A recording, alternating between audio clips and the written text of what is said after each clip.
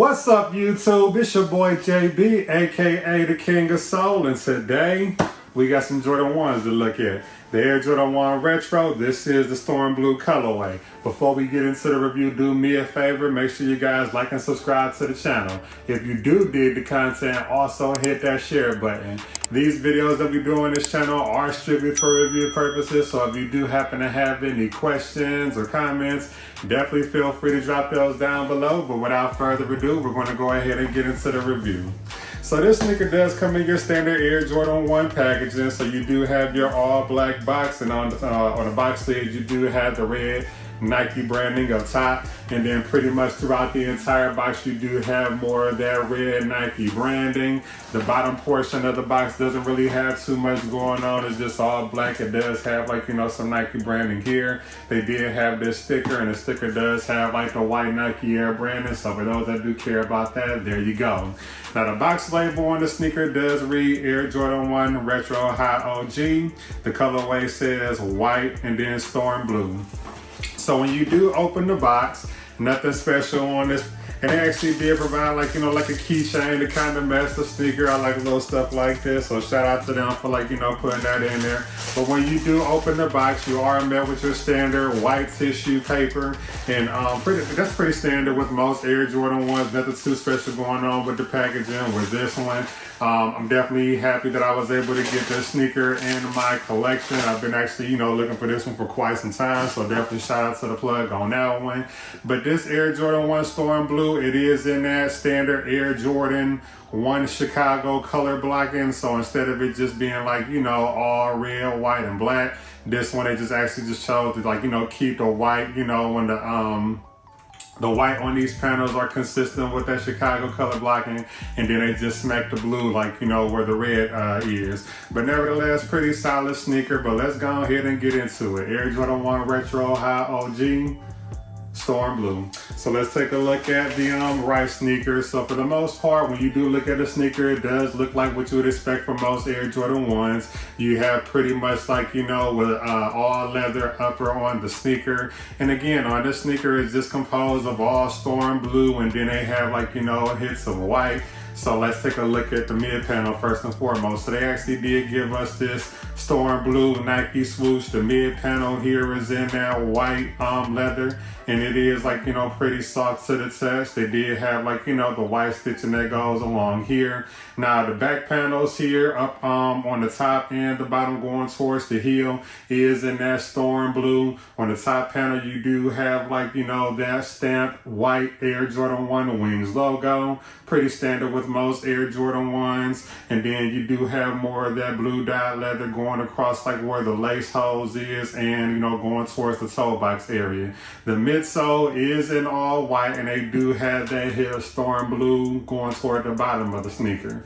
Shifting gears over to the front portion of the sneaker, just like most Air Jordan 1s, you do have this perforated toe box area, and it is in that white dye leather. They did give us this blue storm blue mud guard, and it does have some storm blue stitch in here. The sneaker does come unlaced, and they did give us these default white laces here, and they did give us this secondary lace option in this storm blue. The storm blue laces are pretty close to the storm blue that's on the leather of the sneaker. So in my opinion, I feel like you can't lose either way. Me personally, I do like the white laces a little bit better. It's just, to me, I feel like it makes the blue pop a little bit more. So, but teach is on with that. But at the end of the day, they just gave us these stock white laces. It was unlaced, but I laced it up for the video. Up underneath, you do have your white nylon mesh tongue. The tongue of the sneaker is consistent with most Air Jordan 1s. So you do have this tag here, and then on the tag it is in all white, and they did give us the Nike Air branding stitched in blue there. Going towards the medial side of the sneaker, pretty consistent, just like most Air Jordan 1s. It stays consistent consistent with the lateral side of the sneaker. You do have the hit of the storm blue on the back panels here. You do have the blue Nike swoosh, the white mid panel here, and then more of that storm blue across like where the lace holes are, and then going toward the toe box area.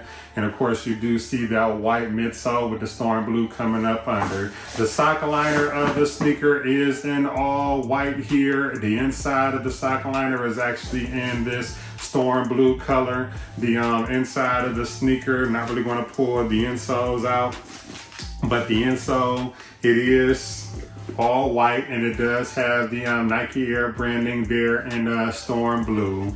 Going toward the rear portion of the sneaker, pretty consistent, just like any other Air Jordan 1. You do have this hourglass shape here, and then there is like, you know, more of that storm blue dyed leather going toward the heel, and then like the mid portion here up top, you do have that smooth white leather going across, like, you know, the ankle collar portion. And they did give us this blue storm blue tab. They have white stitching going horizontal up across the top, and then they have the storm blue stitching going vertically there.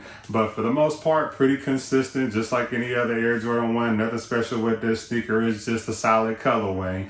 The bottom portion of the sneaker has, like, you know, the standard Air Jordan 1 bottom. So you do have the circular traction up top toward the toe area. The mid portion, you do have that blue Nike branding there, and then you do have, like, you know, the Air Jordan 1 traction going towards like the heel of the sneaker as well.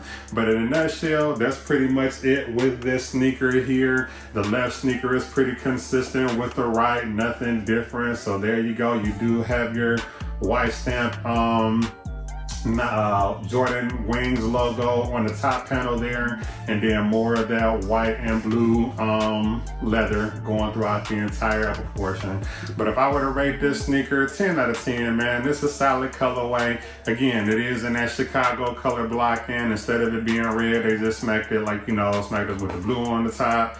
As far as, like, you know, comfort and sizing, the sneaker does fit just like any other Air Jordan 1. So for me, that's actually true to size. I don't foresee a reason for you guys to go up like a half size up or down. It fits, like, as far as comfort, just like any other Air Jordan 1, nothing special there. But I definitely want to take the time again to shout out to the vendor, you know, who actually gifted me this pair to get on the channel to, you know, review for you guys. But I definitely encourage you guys to always stay engaged. Like always, I can be reached on all social media platforms. I'm on Instagram, Twitter, TikTok, even here on YouTube. Everything is at the King of Soul. But before we go, I'm gonna go ahead and give you a 360 like I do always, and then the B-roll. But there you go. Air Jordan 1 Retro High OG Storm Blue. So there's the front portion of the sneaker. There's the lateral side of the right, lateral side of the left sneaker. There's your bottom, standard Air Jordan 1 bottom in that storm blue color. There's the medial side of the sneaker. And then there's the rear.